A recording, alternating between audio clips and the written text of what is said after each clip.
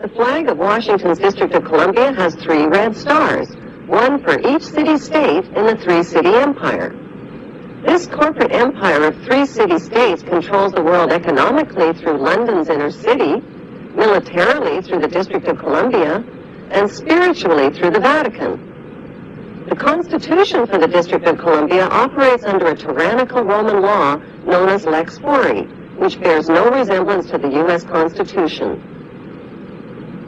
When Congress passed the Act of 1871, it created a separate corporate government for the District of Columbia. This treasonous act allowed the District of Columbia to operate as a corporation outside the original Constitution of the United States and outside of the best interests of American citizens.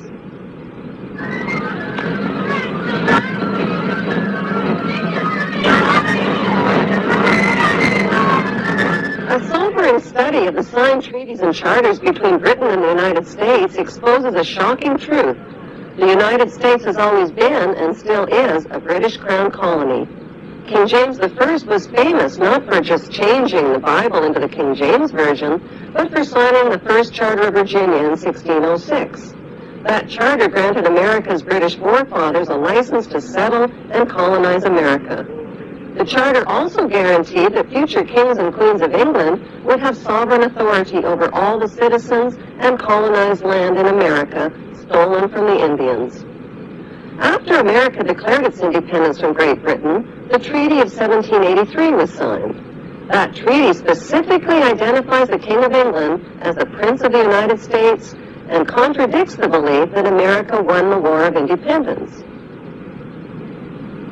Although King George III of England gave up most of his claims over his American colonies, he kept his right to continue receiving payment for his business venture of colonizing America.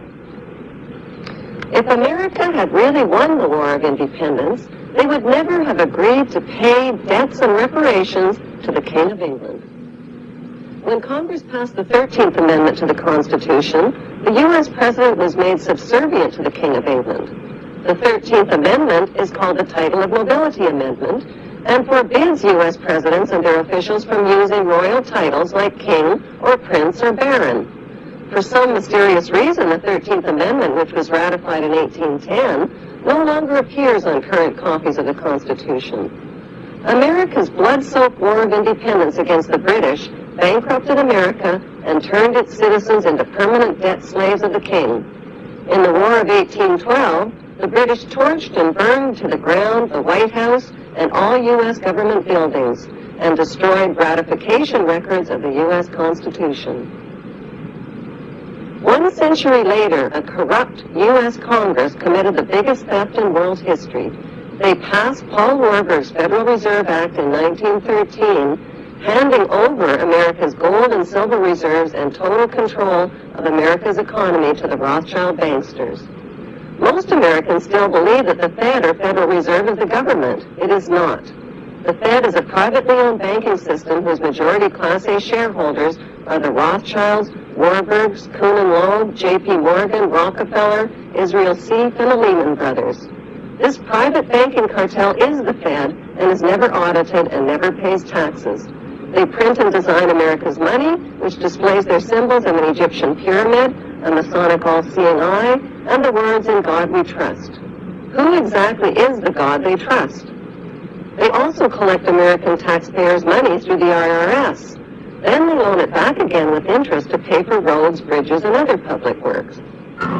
Most U.S. citizens believe that the United States is a country and that the President is the most powerful man on earth. The United States is not a country. It is a corporation, and the President is President of the Corporation of the United States. He and his elected officials work for the corporation, not for the American people. Since the United States is a corporation, who owns the corporation of the United States? Like Canada and Australia, whose leaders are prime ministers of the Queen, and whose land is called Crown Land, the United States is just another Crown colony. Crown colonies are controlled by the empire of 3 city-states.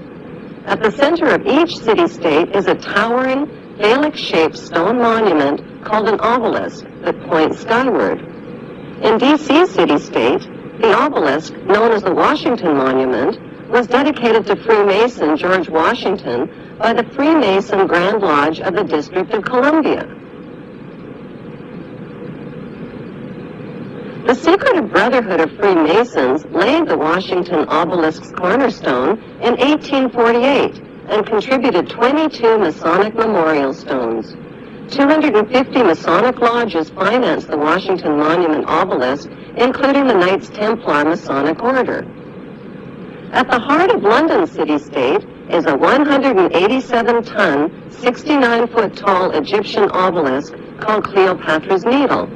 It was transported from Egypt and erected on the banks of the River Thames. In Vatican City, another Egyptian obelisk towers high above St. Peter's Square.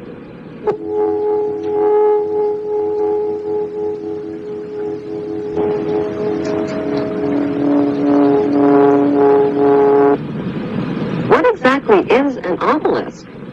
Obelisks are phallic-shaped monuments honoring the pagan sun god of ancient Egypt called Amun-Ra. The spirit of this pagan god is said to reside within the obelisk. Obelisks symbolize the phallus and fertility. At the base of the obelisk is a sunwheel circle symbolizing the vagina.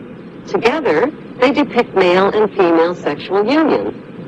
Worshippers of Amun believe Amun is the supreme god and creator of all things, and can transform himself into other gods, like Osiris, the god of the underworld, or Seth, the god of evil and chaos. Since vowels were interchangeable in the biblical Hebrew language, Amun can be spelled A-M-E-N, A-M-O-N, O-M-O-N, or A-M-U-N. Today, Amun is one of the most popularly used words in the entire world. It is used in all languages by Christians, Muslims, Hindus, and Jews at the end of prayer. Without realizing it, people all over the world are praising Amun. The Old Testament of the Bible is the holy book of both Christians and Jews. Amun is repeated over and over again throughout the Bible and is hidden within the word testament. The word Amun literally means the hidden one. Many are fooled into believing that Amun means so be it or truly.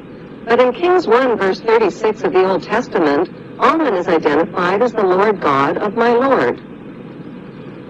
Why in the world would the Vatican, a fortress of Puritan Christian values, erect a monument symbolizing the pagan god Amun and sexual intercourse right in its own front yard?